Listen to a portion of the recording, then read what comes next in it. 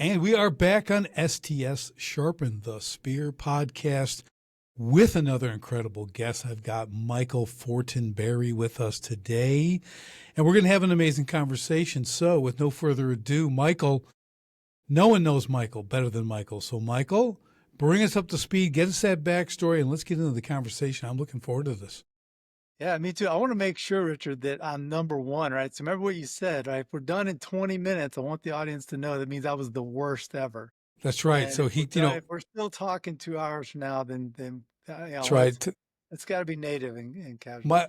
Michael's master of the low bar. Are you master of the low bar? Yeah, well, then we're going to win, right? Then we're going to win. That's right. That's right. We're going to play to win.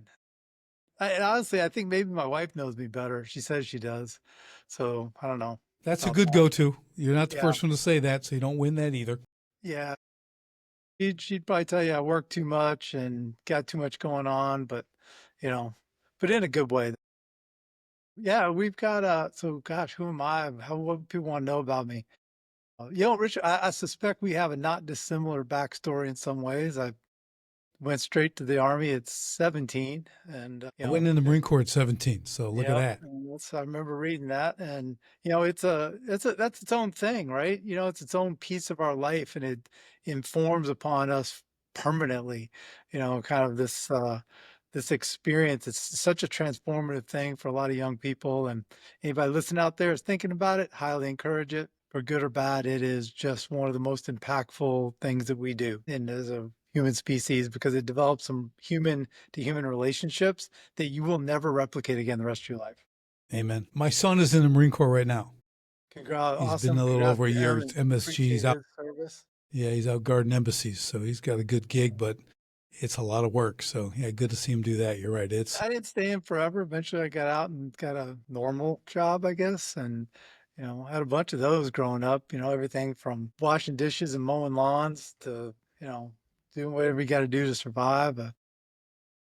Finally found my way in the entrepreneurial world and found that I don't know, kind of like setting my own pace to things, I guess. I think a lot of people get that bug, I don't work as well for others as I do for myself. And I'm willing to take that bet on myself.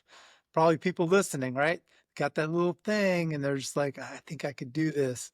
And, you add a little bit of crazy to that, a little bit of luck, and it's a pretty interesting journey to go down this entrepreneurial road. And I actually believe, I was trying to count them the other day, I think I've started 9 companies and most of them didn't work. So whatever that's worth. Well, I'll just stop you right there. So far, we have an identical path. All the same stuff. Look, even the cutting grass, doing this, 9 companies. Yes, way more failures than successes. So far, we're perfectly aligned. Yeah. Yeah, and what do we learn from all these failures, right? I mean, I think I wish I could go back. It's not the failure, it's the length of time I took to fail. Sometimes if I could just failed a lot faster, I'd have been better off, because sometimes I dwelled on this thing and drug out this failure too long. And I think if one lesson out there, you're going to struggle. Well, maybe you'd be lucky, but you're going to struggle if you go down certain paths in life and you're going to run into challenges. If it's okay that it doesn't always work. The trick is to recognize when it's not working and pivot. And that may be true of your infantry attack, right? And sometimes this isn't working. We need to do something different here, that might work better. And it may be true of an idea that you had to start a business, to build an app for the iPhone that's going to show people their favorite songs. Okay, somebody already did that. That's not working. And so pivot, and find something else and keep trying and keep trying and keep trying. And that perseverance is a big part of what it takes. And so I'm fortunate now I've had a couple of successes along that journey too. Yeah, the perseverance is key, and perseverance, pivots, all those are all key words here. You're right. I told someone yesterday, he was hesitating. I'm like, dude, just fail fast. You're going to fail. You're going to be awful when you start. Just go out there and be awful. Just get it behind you, because your second one will be 100% better, I guarantee you.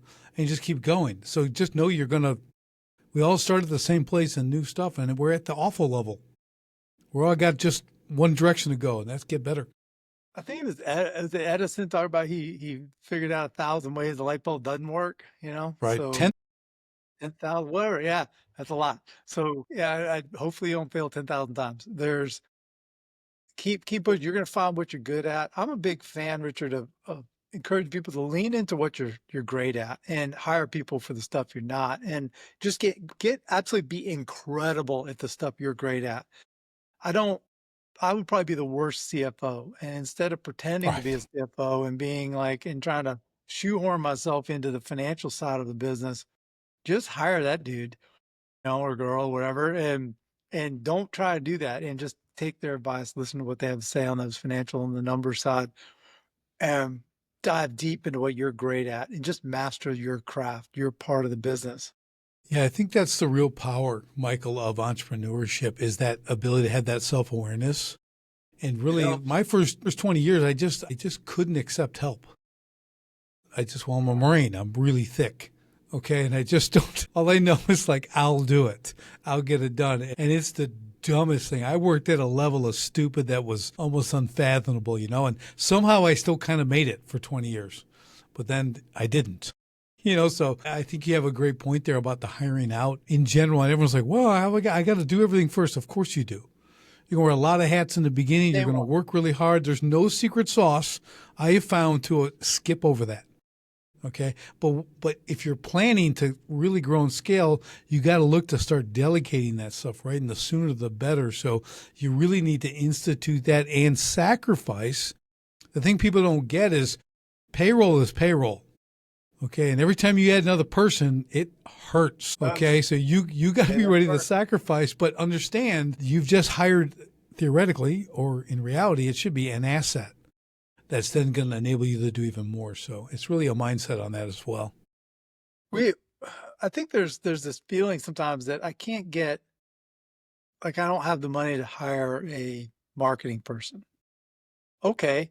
Do you know anybody who knows somebody who's a marketing person? You go have lunch, invite them to your barbecue and bend their ear for 15 minutes. On day one, when you're the chief bottle washer and CEO, you're starting off your company early stage.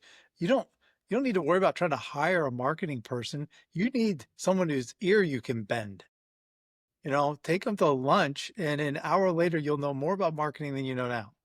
And so, you can extract from your relationships a lot of information, ask questions. You want to master the skill of asking questions and inquiring of people what do you think of this? How do you feel about my approach to this? This is what I was going to try. What are your thoughts? You ever seen this before? Just to ask questions and see what you get. You may be amazed at you may have yourself a fractional CTO for lunch. You may get a fractional chief marketing officer over a cup of coffee that helps you get that email campaign dialed in a little bit better, which may move the needle. Yeah, so true. It's a lot of times what I try to tell people, even when I give them, I say, I'm going to give you a general overview. You're not going to be the greatest marketer in the world, nor should you be.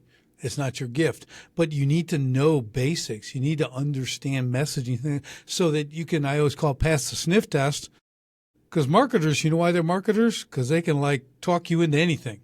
Okay, so they're going to talk in their program whether it's going to work or not. So you need to be able to kind of sniff that out and really understand what you're looking for when the time comes. And the other side of that is at that time when you can't afford to hire a marketer, you got to kind of get some bloody knuckles knocking on doors and doing the sales. That's your job right now. Yep. Okay, so you can hand that off. And right, we want to sell more than we want to market. If your marketing isn't selling, that's bad marketing. Yep. So you got to get out there and sell. There's a lot of truth in that. I feel like there's a moment in all of our journey too where we go to hire that first person or the 10th or whatever. And I can't emphasize enough how important it is to hire people who are better at whatever it is they do than you are, right? Because if you're hiring down, if you're saying, well, I'm going to teach this person to do this thing, you're hiring the wrong person right now. And it's everybody you bring in, if they elevate what you were doing before, you're going to win, right? Just hire people who are better at whatever they do than you are. I think the other part of that too, Michael, is that if you're hiring down, you're paying them and they're taking your time. That's a really bad investment. Higher up, they're going to do it better than you, and you're not going to have to. Until in the beginning, you don't appreciate time. Okay, because you are doing everything. But eventually you better start looking at the time because we've all got the same amount. What you should be doing with your time and what they should be doing with theirs are worlds apart. I am really passionate about just trying to find people who they're just better at whatever it is they do. They should come in and say, here's what I'm going to do because this is the best way, the most amazing way to do this. Sometimes they're wrong, whatever, but I'll take that bet because I hired great people. And we're really, in this company we're running now, we've really leaned into that and it's paying off for us. And I wish I had adopted some of that approach much sooner in my Well, career. let me ask you, Michael. So in that, what does that do? Because there's another concern people have when you're searching for great people. It's the time it takes to find them. So what's your cycle on that? Are you ready to go, hey, this isn't get a guy and go on Indeed and hire someone tomorrow? I mean, your process is a little bit lengthier? What does that look like? So right now, for perspective, this company, we got a relatively early stage company. We have 16 employees right now. We are hiring one new sales development rep, right? So this is a pretty entry level sales job. They're going to pick up the phone. They're going to call people and try and get meetings. Beginning entry level sales. I think so far I was just looking earlier today, it was about 750 resumes that have come in on this over the last, call it 3 weeks. The job's been open. We've interviewed about 15 of those people that we liked. I think we probably liked about 20. So about 15 interviews, and so far 2 have made it to my desk through my sales manager and a peer interview. And so 2, and we hired one guy. We're actually hiring 2 people. We hired one, and we're still looking for another.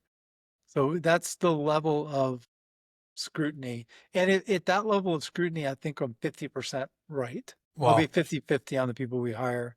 It's really hard to know. Yes.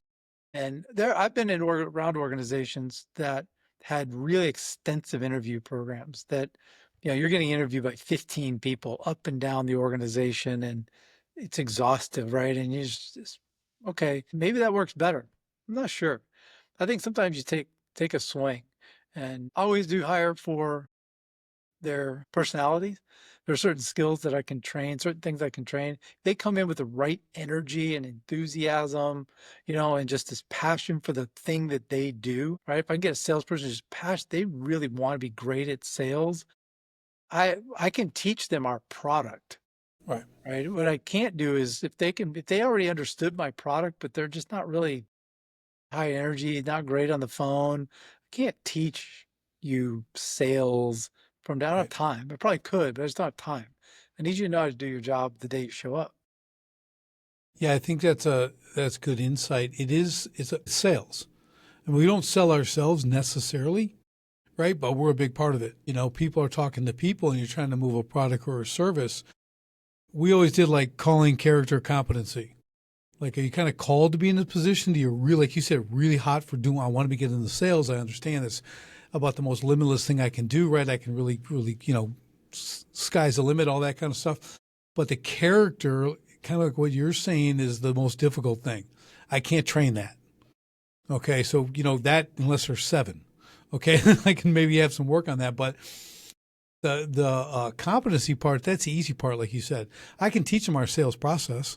I can walk them through that, but it is the part of who they are that injects into that then doubles down. It really promotes the offering itself, right? Because of that. So I'm totally with you on that. And I think you're right. I don't think that the super extensive 15 steps to the thing, what you're doing is, to me, I mean, I probably can't even judge because I'm an entrepreneur and I wouldn't make it through interview number 3. Okay, they'd be kicking me to the curb, all right? Because by the time I get to interview number 12, I'm like, this place, it's like being a prisoner. I go, what is this? I walk around with my hands behind my head. How does this work here? It's too detailed. It's too microscopic, right? Every next one to me would be another just tearing away another piece of freedom. For me, that's what it seemed like. So freedom. Okay, I like that. Yeah. Yeah, so I'm just like, I'm not doing this. Places I sneeze wrong and they're going to fire me. You know what I mean? Or penalize me or whatever. So I'm like, I wouldn't be in that. I'd be more along your lines. I like to develop, like a 3-stage, kind of like what you have, right? We have resume, We have read the strategic vision. We do a 5-minute phone call. Then we have the initial interview, right? They come in if they pass the 5 minute, and then they do another one with two people. You got two, so we get two opinions. Before, like you, when they land on your desk, it's relatively it's meet the CEO, right? Yeah, You're we pretty we much kind of in and final yeah. nod. I go from me. I generally actually so they'll have interviewed with sales manager. They'll interview with one of the other reps because I want one of their peers to. Cause they asked. It's funny the conversations are different when they think they're talking to a peer who they know isn't a decision maker. There's an influencer, and there's like, well, tell me about the job. What's it like working there? All of a sudden, their questions evolve. So I really Like like that. peer-to-peer interviews because the nature of the interviewee is different on those things. They don't sometimes they won't say things to me that they'll say in that question. They won't ask questions of me that they'll ask of who they think is this peer. So I found that to be a pretty powerful. I actually will watch those recordings before I do the interview to see kind of what they were talking about. I love that. That's new to me. I like that. I think that's an awesome. You're right. That is a peer to peer conversation. That's powerful, man. And That's good. I don't train the interviewer Interviewee. Yeah. to be an interviewer because I don't want him to do that. I don't want him to ask all those stupid questions. I want him to just talk. I want to hear them talk about our company and what we do and what it's like every day. And, how much does Mike yell at me and blah, blah, blah. And then I understand what that dynamic is. Then everybody's on the same page. We know and I really want everybody to have truth. If you have truth, if you're truly, you know what you're getting into, this is what we're like. This is the culture. This is who we are. This is what the job is like. Then they're not head in the clouds about it. They know what they're getting into Yeah. because That's awesome. people are the key, right? Which is all leading up to my actual complete thesis of everything we do from the product we build to who we are, which is that this is all and completely about the way you create a culture with your company, and the people have to be at the complete and utter center of that. And I think people say that a lot, and I don't even think they quite understand what that actually means in real life to put your people first. And we had there's a thing in the army where we were going to jump out of an airplane. The officers jump first, which is kind of an interesting thing, right? And okay, that's because they're leading from the front. They are first, right? They go first into the fight, right? That lead, follow me concept to me is so important because it's we're going into the danger first. We care about our people that level, right? I'm going to eat last. I'm going to put my people first. And the depth that you can go into that rabbit hole is endless. I am Right. a big fan of it. I think it is arguably understanding your numbers and building great company culture are about the only two things you have to do to build a good company. Yeah. I If agree. you just get those two things right, you could do wiffle ball bats, you could make copy paper. I don't care. You could make, electric cars. It's care about your people, put them first, and understand your numbers. That's why I hire people to do that because I don't. But get those two parts right and be a little crazy, you probably build a good company. Yeah, I agree. I told my kids and other people who have worked for me, young people, I said, there's only two things you got to do to succeed. I said, show up early and ask, what else can I do? I You'll be love the it. CEO in no time. Yeah. Nobody does either one of those things. All they want to do is complain about the grace period of the late thing. 3 minutes, 7 minutes. I don't think that's fair. I go, why are you even considering being late? That's the first problem right there. You're complaining about something that should be irrelevant to you. You're There's a 15 minutes early or 20 minutes I late. think that our generation, it wouldn't have taken me 700 resumes to find 17 people to interview. I think that and I can read it in the resume. I can tell by looking at their resume, this person, they're not into it. I'm sorry, but you had 6 jobs in 6 years. Hmm? Like, it's not that hard to win. It's not that hard to be successful. Going 0 for 6, that's a stretch.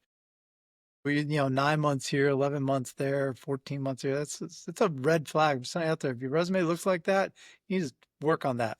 That's a problem. Why are you bouncing so much? And yeah, because I people who will I've been lucky. I've found a couple of young kids who care that Man, it's the gold. It is such a rare thing nowadays.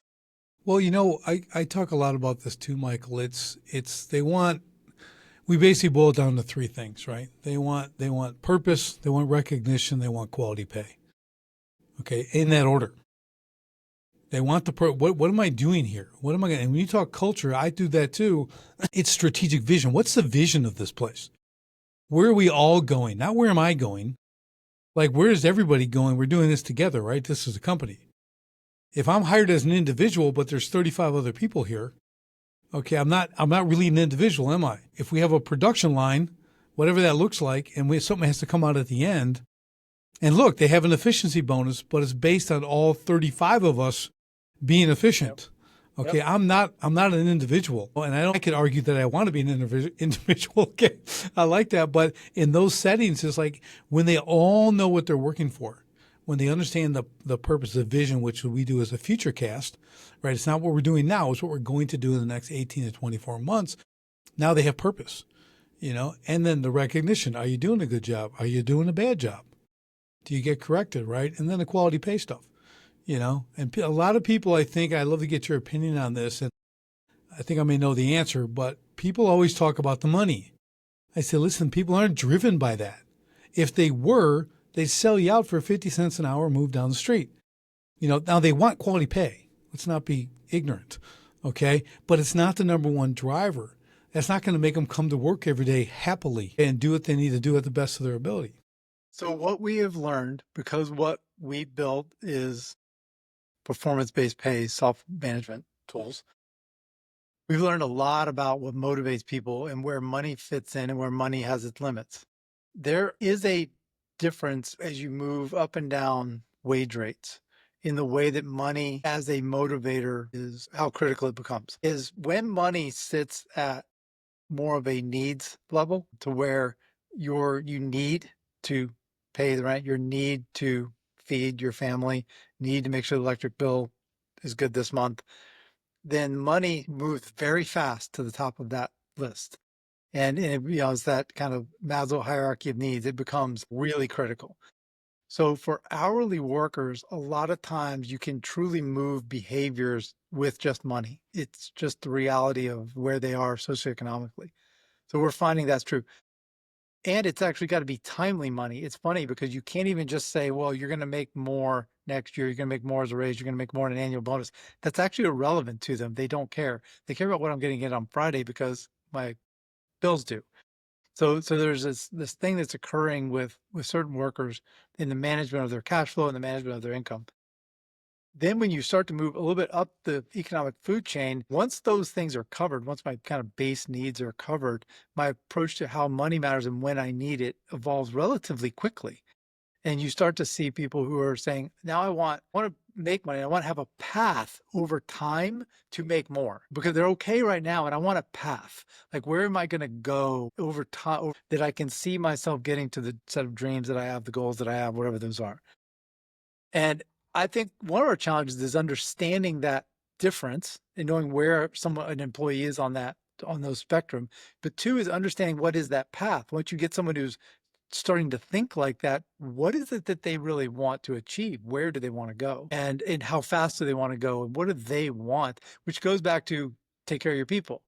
I think it was a Zig Ziglar thing. He's like, if you'll help other people get what they want, you can get anything you want kind of thing. Right. I forget the exact quote, but it's really powerful because if you look at your team as a executive, say, hey, I've got these 10 people or 10,000 people.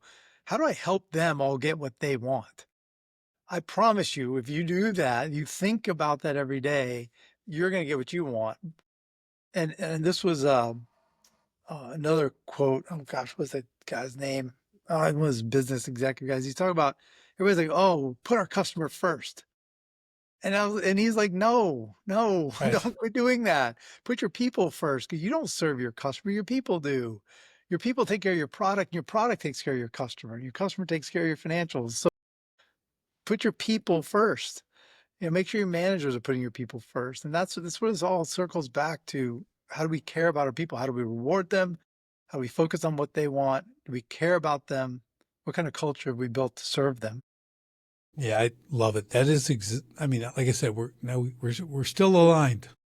Okay, we're Yeah. whatever. 25 minutes, we're still aligned, Michael, because Cool. I of exactly survived the the same 20-minute thing. mark. Yeah, see, you're now your first loser. You're not number one anymore. You're Win. second. It's got to be a winner. Play to win. But I do the same thing. Like we create levels in positions, right? And it's qualifications plus time. You have to be qualified, but you also have time in the game.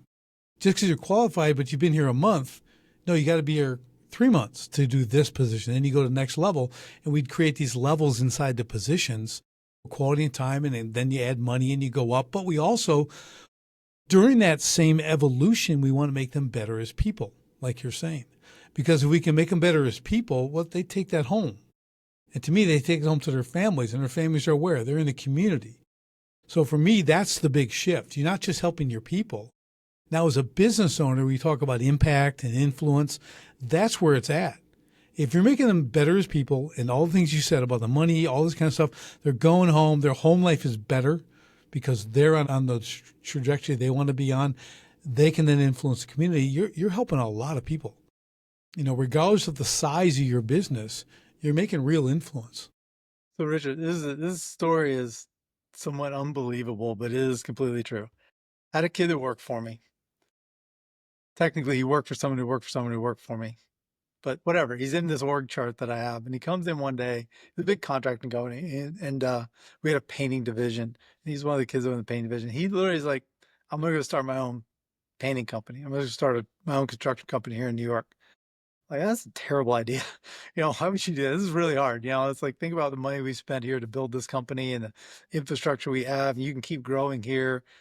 And he's like, "Oh, I got the be an entrepreneur." I'm like, all right. Yeah. And then bear in mind, I'm almost creating my competition, right? I mean, he's going to go what we call chuck in the truck, and he's going to go out there and he knows my pricing. He's going to be able to sell painting cheaper than me. But I was like, okay, I'm going to support you. In fact, I'm going to be your first customer. I'm going to hire you as one of my subs, and you'll start working for us. You can build your company. I'm going to help you. Right. And we said it, we got him going, and we were his first customer. So he basically come back doing the same thing I was paying him the salary to do before. Now he's back as an entrepreneur doing it. He even took a couple of our people with him. I mean, whatever. Okay. But I'm going to help him get what he wants. So his company grew a lot. I actually went to work for a big publicly traded company for a while. And then he calls and he's like, "Would you come over? We've been growing a lot. Would you be interested in coming over here and helping us go to the next level?"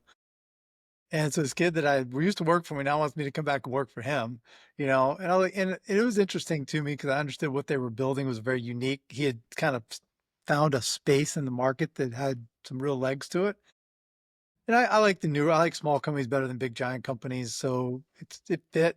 I go back, we built that company, grew it 130, 140 people, and very, very successful. In the company I have now, we spun out of that company um, as a standalone software platform for one of the things we built for ourselves.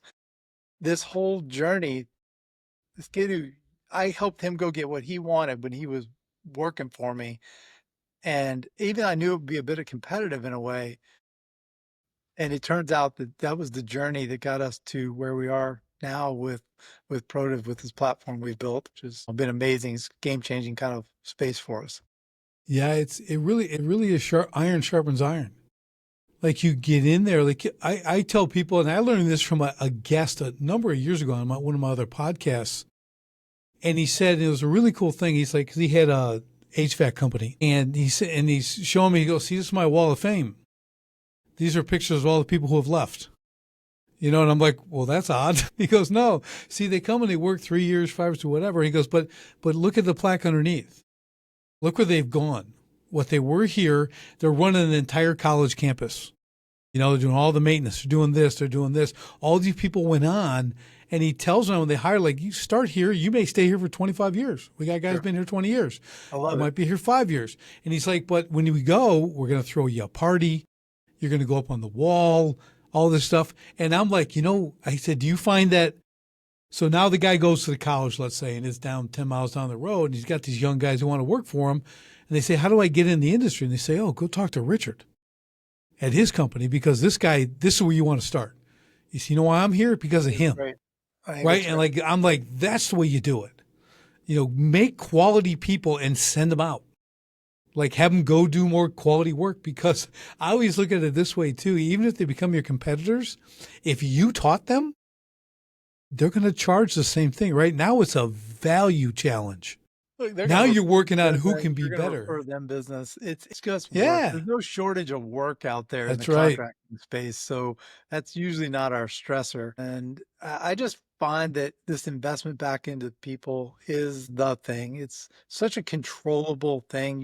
You can control that every day you come in as the owner. You can set your culture. In fact, if you don't set a culture is going to get set for you. So you should set the culture you want, define it, it's gotta be unique and the word I use a lot is authentic, Richard. You can't fake culture very long. You can maybe for a little bit, but the reality is your personality will eventually come through. Your culture has to be authentic to who you are. So be genuine. Now, some people don't know what that means. It means if the most important thing to you, Richard, is that we finish this project on time, if that's the culture in this company, is that we do whatever it takes to get these jobs done and deliver for our customer. That's the most important thing. Okay, that's fair. If the most important thing is, Bob, if your kid's baseball game starts at 5:30 and you need to be out of here on time to get there, that's the most important thing. Okay, that's cool. That's a good culture. Now, what if those things conflict? Who are you? If you're trying to say, oh no, I care about my people, that baseball game is the most important thing, but the minute the customer is going to be late, you got to tell Bob, don't go to your kid's game, then you're not being authentic.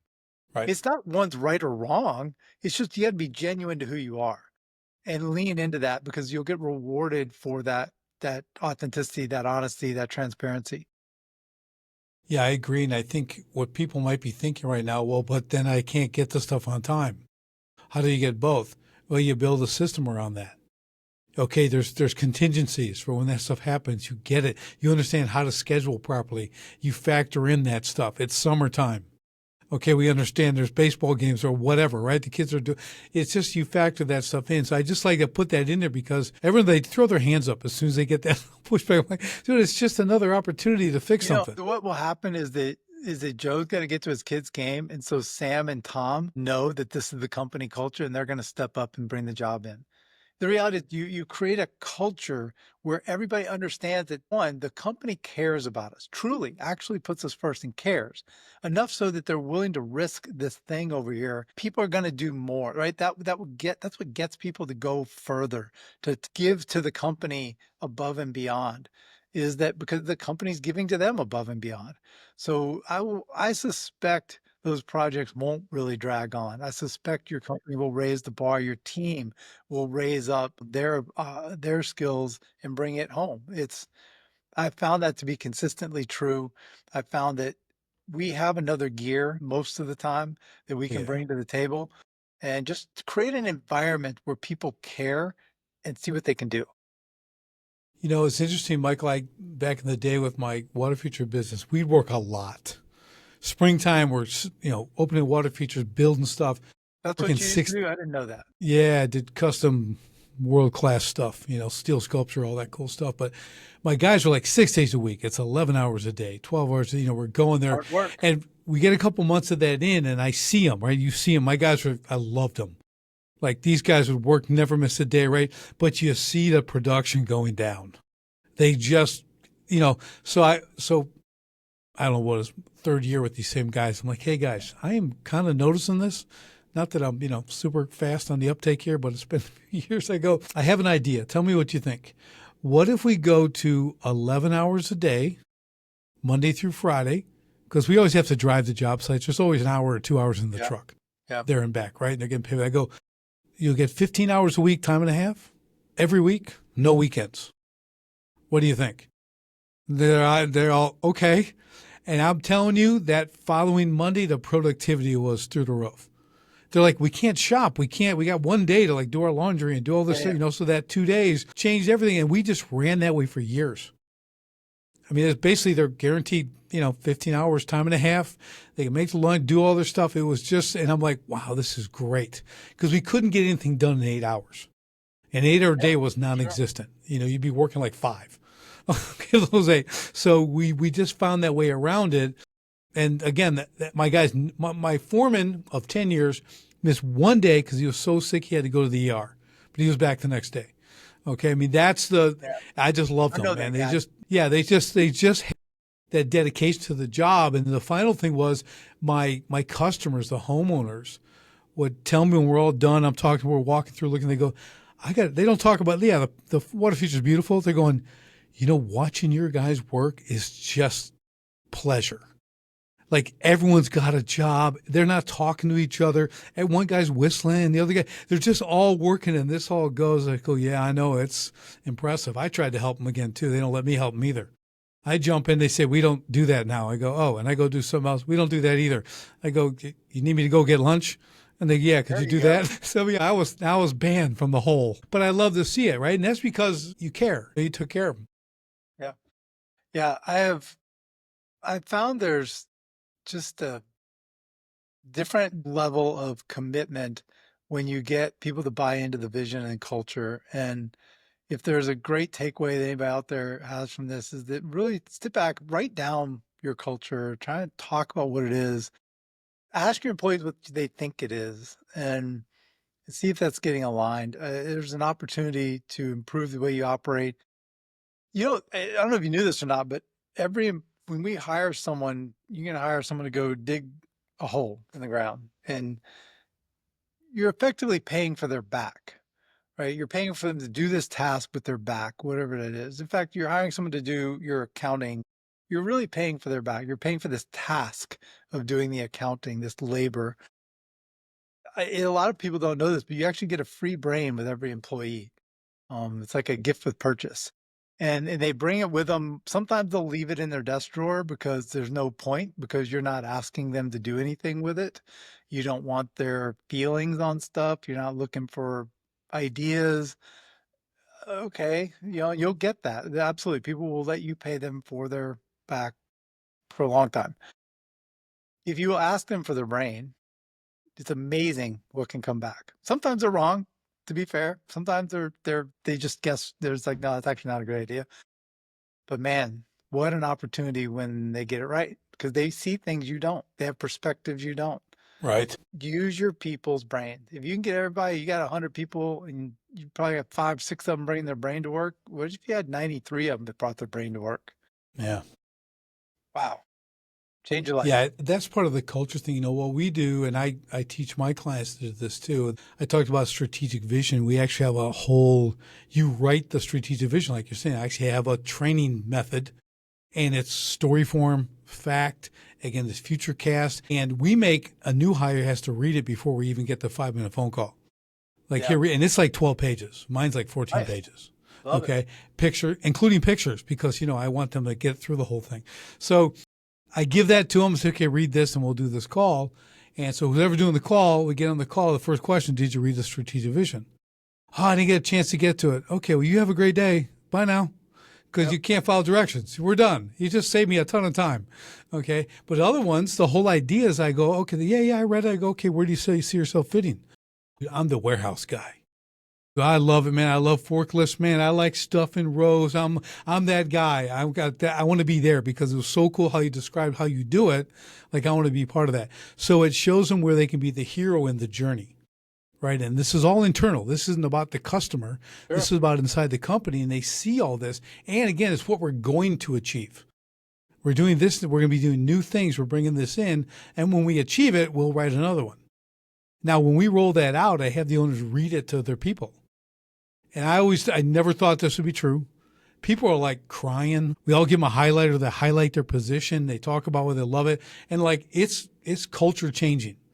Like if people wonder how to change the culture in their business, this is the way, because now you're truly leading. See, this is how we operate. We're going to come back to this every 3 weeks. We're going to talk about this. When I have to let someone go, it's because they're not fulfilling the strategic vision. Not because they're incompetent, not because they're not doing that, because that's our mission. I had a client, medical professionals, they had multiple offices. One of their doctors actually stepped down because she had all this personal stuff going on. She just couldn't live up to the vision. She volunteered, like, I'm dragging the team down, and stepped away. And that's from a seriously high paying gig. but it meant so much to them, that team, that they fulfill this. There's a lot of power in that, and I love doing it because you get to know them, like, you really got to think. Like, I'll help them, but like writing all this to these everything else. But man, when it's done, you're like, it's clear. Everybody knows what they're doing and what the company's doing. I've got a project with my team 2 weeks from now. We're a SaaS software company, right? Which is a very defined type of business. And there are metrics that really structure you are successful or not as a SaaS company based on how you fall within certain metrics. And I realized my co-founder and I were talking about this 2 weeks ago, that we're not sure everybody in the organization, it's not like we have a giant team, but we're not sure everybody understands how in their role they impact these specific metrics, which are the things that our investors look at to decide if they're going to keep funding this and helping us grow and whether we'll ever be a publicly traded company. If you hit these metrics, that's how you win. If you don't win. The SaaS company is very straightforward that way. So we're actually going through this financial exercise with everybody in the company to make sure they understand how what they do, the part that they play, impacts this set of about 8 metrics. Whether that's churn, whether that's net revenue retention, whether that's our customer acquisition cost recovery months. I mean, it's like all these specific metrics that you have to do well at to win as a SaaS company. And everybody is going to understand their contribution by the time we're done with this big all company meeting. And then all of our team meetings going forward, we're going to start rolling these things in and say, how are we impacting that this week? What are we doing? What are our rocks that are related back to these metrics? And drilling that down to where every employee really gets it. We think it's important because we've built in this kind of culture conversation. We do it all the time. Now we're adding in this financial conversation because that's a great second step. Get everybody in your organization to understand how you make money. How do we make money? I'm not saying you got to go, open book is kind of cool, but I'm not saying you have to go open your books. Some people, it's scary to them. But how does this company make money? What creates profit here that allows me to pay you to do this? What's the formula for your role in contributing to this? Really powerful stuff. And I'm encourage people as you tackle culture to tackle financial literacy within your organization alongside it. Yeah, that's such a great point. And you're right. They have to know, like you said, they have to understand. And believe it or not, for us as entrepreneurs, it seems obvious, but a lot of people, most people you'll see in America, don't have a lot of financial literacy. Very little. And if they're on your team doing whatever, right? Yeah, business financial literacy, even worse. Exactly. So you're bringing them in, and you have to. So there's an education process in there. I have one client, manufacturing company, and he's trying to offer that, like, hey, come in, learn this stuff. We'll teach you how to be. No one signs up. So okay, so it's. I actually can't. I would challenge someone to find a role in any company that there is not a way to help them to understand why their position, the way that they perform it, impacts the financial bottom line. If you're the guy who drives the cars off at a car wash, I could walk you through the metrics of how that job needs to run for us to be profitable. Agreed. What are the metrics of this car wash and why our throughput of cars per hour, and how if you're taking 7 minutes per car versus 8, that's better. Why? Financially, exactly why is that better? What does it mean if there's 17 cars waiting to come into the car wash versus if there's 3? Because we've slowed down our production rate by 2 cars per 20-minute cycle, whatever. I guarantee you all those metrics exist. If you explain it to people, when I say, look, you got to stay on pace as a car wash manager, which I've never done, but why does that matter? Or are you just saying it? Every role in your organization, understand your metrics, understand your culture. That was number 1. Number 2, understand your numbers and translate those numbers down to each individual role within an organization. Honestly, building a great company, it's anchored around those things. I think I'd love to get your experience on this too. So I'm a big fan of, I'll use with a capital C, competition. Okay. And I don't mean cutthroat. I mean, like, they're going for something. Okay. They're in the game. Okay. Yep. They're in the game. Like, what does it mean to win? So we always like success in the day, the week, the month, the quarter, the year, right? What does that look like in our company? So competition to me, Again, I'll go back to another one of my clients when they're producing something. Okay, so let's call them sheets, right? They got certain pieces of wood and everything else. Well, they know their metrics really well. They know when they get over 44 sheets, every next sheet is 100% profit. Okay, every day. So like, hey, let's build a bonus around that, and you can make a lot. We can be very generous to the employees if everyone is able to do this, right?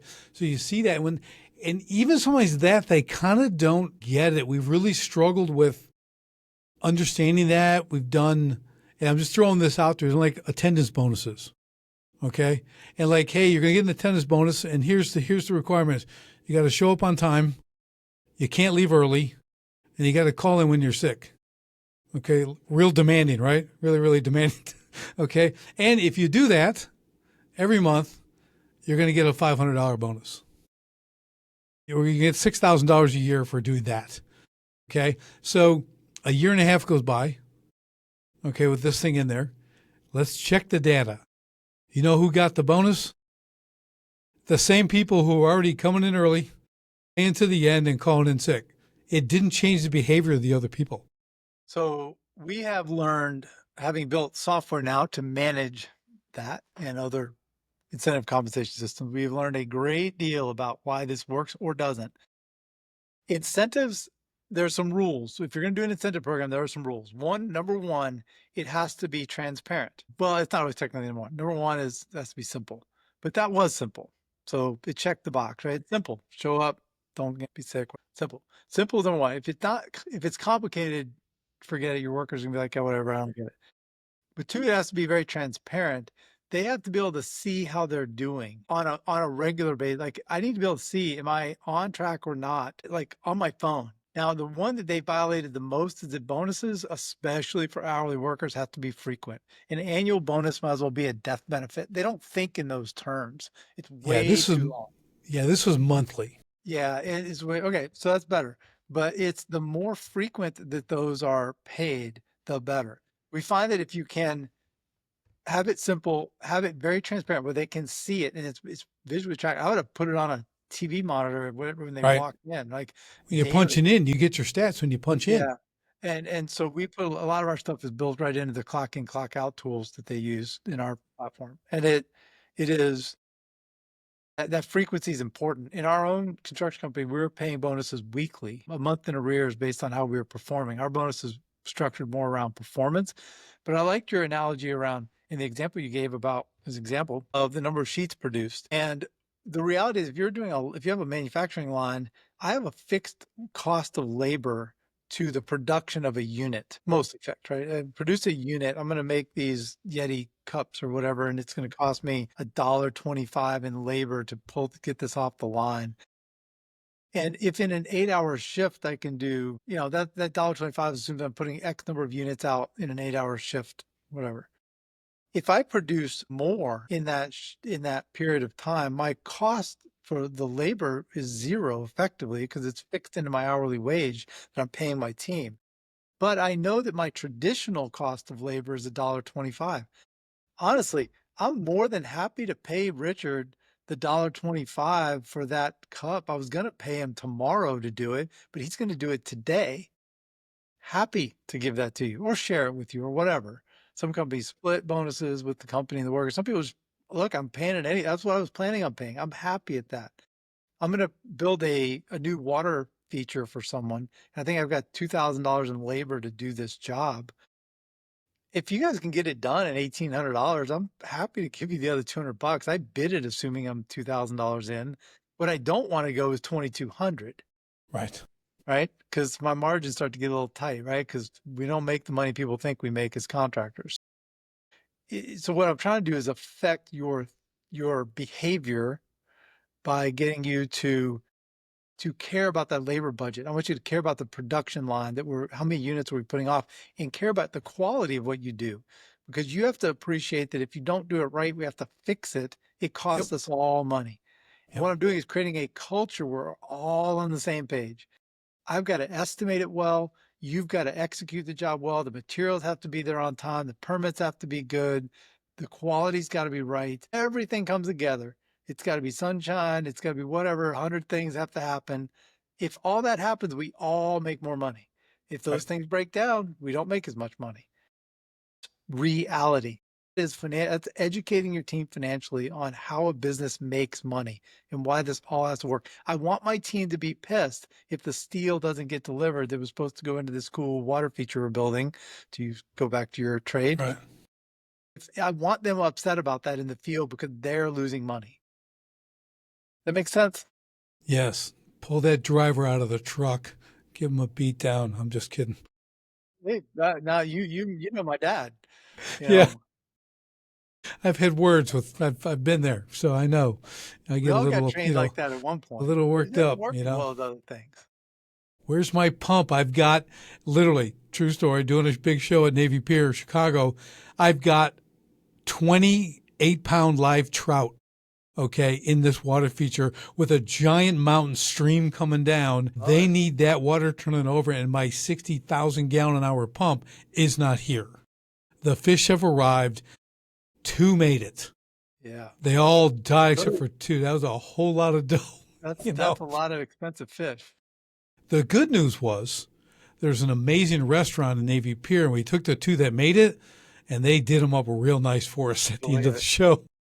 So yeah, good to drown our sorrows, and the other 18 we lost. But anyways, yeah, and I was pretty nuts.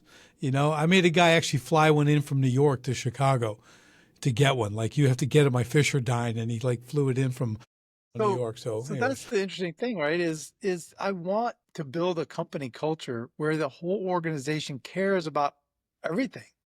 I want the accountants to care about how things are performing in the field. I want the field to want to make sure we're billing well.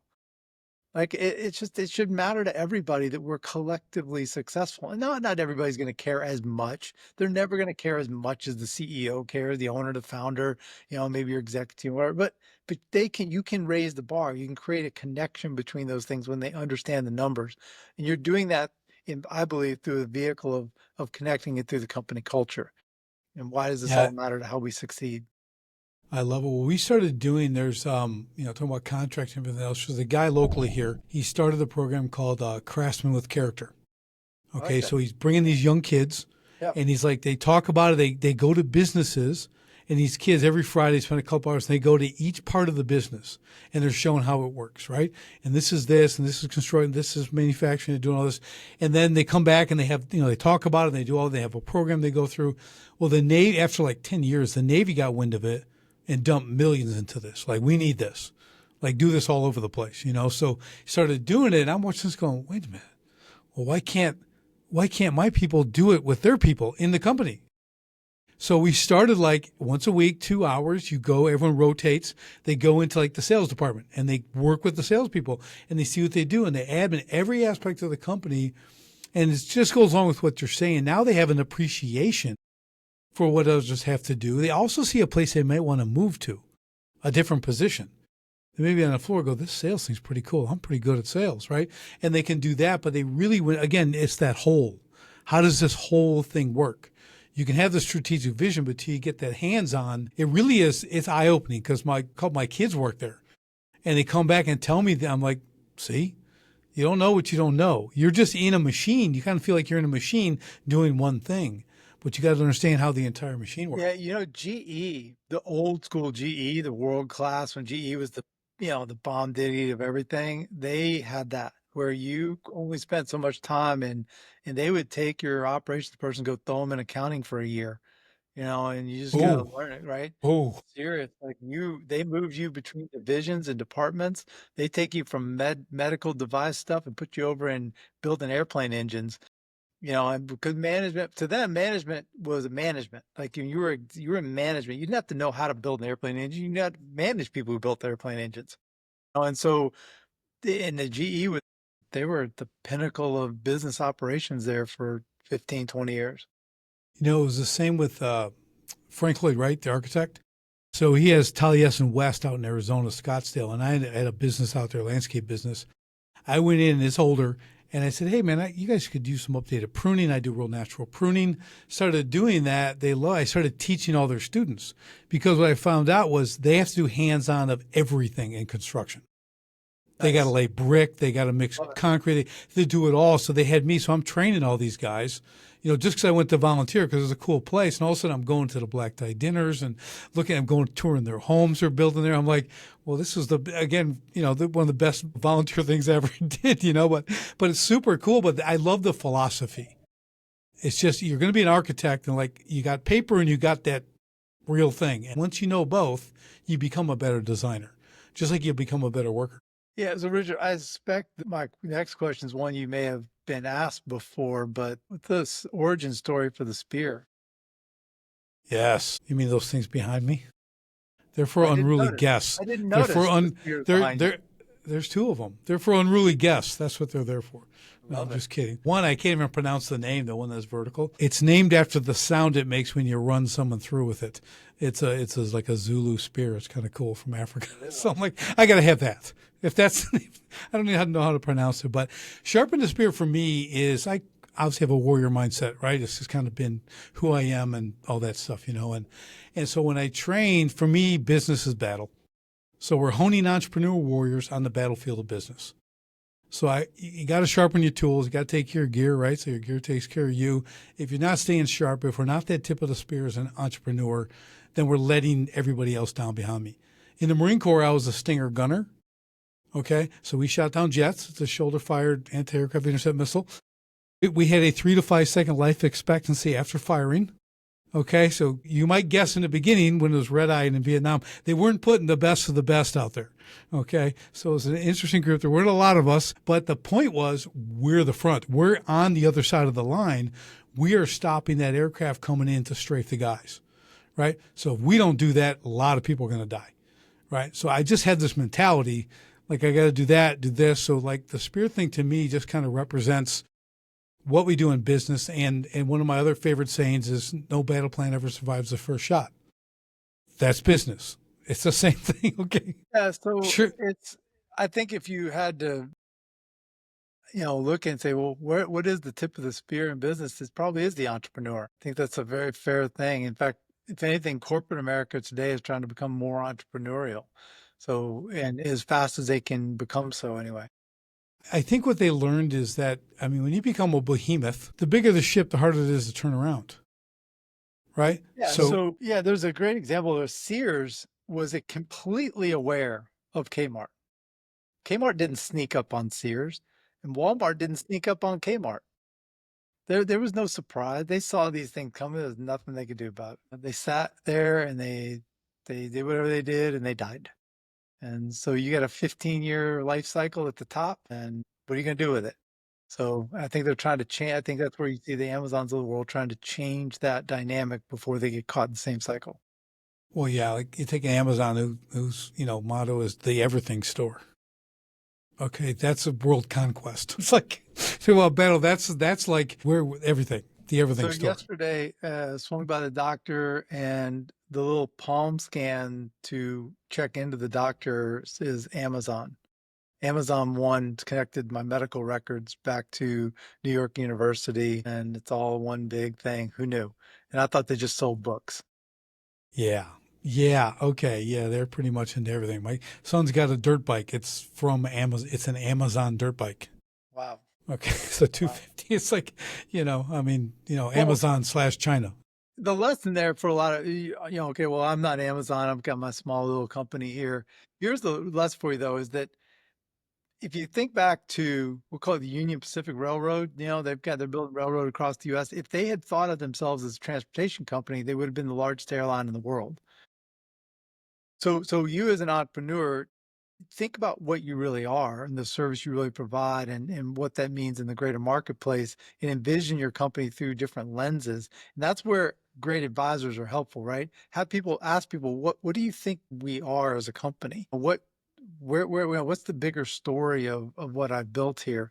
And I think there's probably a bigger path for many of us and places to grow and the way we vision ourselves, because the world's going to move faster Yeah. and faster and faster and faster. And I think, Michael, you need to go outside and get the opinion too. What do people feel about your company? Inside's great. You need that too. You need those guys on the floor They're your best feedback on production and everything else. But outside, like, what is it? When people are starting up, I help startups here and there, and they have this name and they want to do this thing and a logo. I'm like, okay, write it up on a, 2x2 card, hold it down, walk up to a perfect stranger, say, hey, can I ask you something? Just hold the sign up for like 2 seconds, put it down and go, what'd you see? And they're going to tell you how bad your logo is. I have no idea. What was that script and all this stuff? I see it all the time. It's like, that's the feedback you need. I tell them, I go, the people you cannot ask anything about your new business is friends and family. Yeah, Their opinions do not count. You get too much positive feedback. It's all, or negative. Yeah. Or too much negative, because it's all biased. I just call it biased. Okay. So you just need to go out and get those perfect strangers, and people are afraid to do that. So we did this.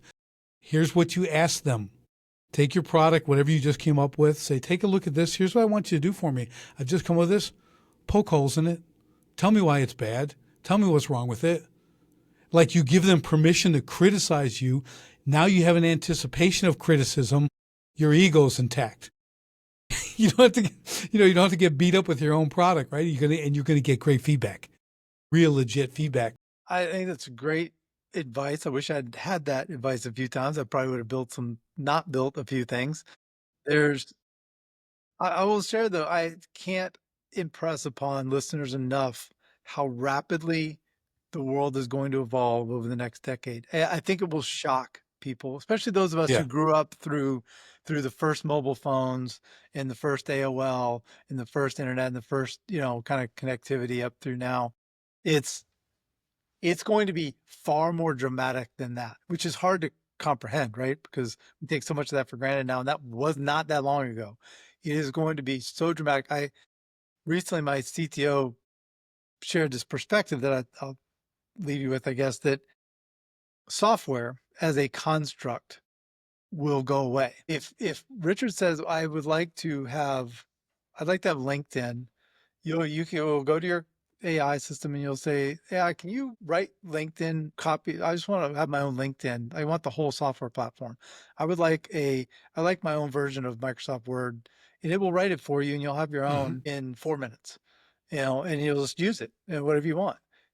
Software is going to be irrelevant. There's no value in it whatsoever. So you're out there writing software right now. Just know that the entire world will be able to write your software 10 years from now with no effort whatsoever, and just telling the computer what they want. That's right. Like, they'll just look at your thing and they'll just make that, and they'll have it, and it'll be theirs. But the thing that's valuable are your brands, your data, unique data that you can create, and the commitment that your people have to a bigger vision of what you're trying to build.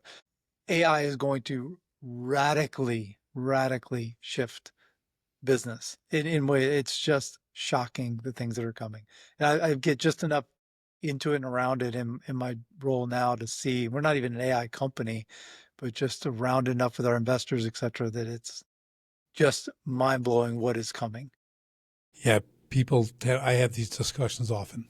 I had a gentleman on yesterday on the podcast who started in the 90s. So you had your floppy disks and you had the product, and then he pivoted, went into software and all that. So he kind of did the whole thing. It was really cool conversation. And to your point, what's next? It's all going away. All of that is irrelevant. None of that is going to matter whatsoever. Yeah. And as a landscaper, you want to have your own landscaping operating system instead of buying one from someone. Yeah, you just tell your computer what you want. And just write that people don't even know what you can do now, and it's amazing. Yep. Like what you can, I'm not going to talk about it, but it's just so incredible. It's in seconds. You will sit in your truck while your truck drives you to work and write the software that you want to use that day by just telling you, hey, I just need something to do this, whatever that thing is. Yeah, it's crazy. It's crazy. World changing. It's the cool thing is robots aren't catching up as much, so we're still going to need contractors. Somebody's still going to have to come and fix Mrs. Smith's water heater, and that they can't. AI can't sweat pipe. That's what I tell them. They can't do it. So maybe someday. That's why I call the durable trades. They're durable trades. They're going to be around. That's why I also call them the new white collar. We agree. The new wealthy. That's who's getting. And that's what I prepare all my contractors for. Prepare to scale. Because we're limited on the skilled workers. So let's get it. And this stuff that we're talking about today, Michael, creating that culture, building a thing where people want to be, who want to be successful. The trades are not immune to that. It's all the same. It is irrespective of the industry. If you do it because you need the people, like you're saying, that's the big takeaway here. And man, you gotta prepare to scale and meet this rapidly changing demand, because it's going to be there in a big way. If you're 17 and you want to be a millionaire at 40, and you get a choice between being a plumber or a lawyer, I guarantee you the only path you have to being a millionaire is being a plumber. The only Amen. one. Look, I can write almost all my own legal documents now with AI, and in 10 years, I'll be able to write 100% of All my of own them. legal documents. So Yeah. there's People no have, yeah. chance for you to go from age 17 to age 27 and be a successful attorney is functionally probably zero. Whereas if you're a plumber, by the time you're age 27, you're getting your master's and you're spinning out your own shop and you're printing money. Yeah. You know, yeah. One of my sons, I'm just going to throw this out there. Okay, we'll wrap up with this because we're going, but he's just turned 18 like a month or two ago. Okay, been working since he was like 9. The kid just loves to work. Can operate any piece of equipment. Okay, right here in farmland, he can, from an end loader to he's pumping poo with 6-inch lines, 6 miles. He can do it all, right? This kid can do welding, doing all this stuff. So doing his tax returns, I'm looking like, man, you just turned 18 and you've made $90,000 in the last 2 years. Okay, and I'm like, but I'm really like, I'd be like if I made $900 in 2 years by the time I was 18. It was like I had no. $3.35 an hour. Yeah, I was, came out of the Marine Corps. I'm swinging a pickaxe for $5 an hour all day. Yeah, my lowest payment was $250. Working in the, but the point is, I look at this like the work, the hands-on, the stuff. That's where it's at. And he has this unbelievable resume at 18. Like you can put him in anything, he can do it, like confidently. It's really cool to see. The kid's working 100 hours a week right now. Okay, that's how you do it. Yeah. He'll buy and sell us. Well, at least I know he'll never go hungry. Nope. Okay, I mean he's got that, so that work ethic is awesome. So, Michael, this has been fantastic. So, how can people get in touch with you, follow you? What are you looking for? Let's drop that in there. We'll get it in the show notes and everything else. Especially contractor. I mean, I'll talk to you. Look, somebody want to talk about business. I've made enough mistakes along the way. I'm happy to help you avoid some of those. My email is michael@protiv, PROTIV.com. Protiv is the platform we built for contractors to manage incentive compensation and production. So, happy to, of course, talk to folks about that. If you've got hourly guys out in the field and, you're looking to build that great company culture, build performance culture, that's what we love getting into every day. And it's, just been a life-changing journey for us going down this road the last few years. So love to talk to folks anytime. Send them my way. LinkedIn, all those normal places out there. I believe I can be found. Awesome. Well, that is fantastic.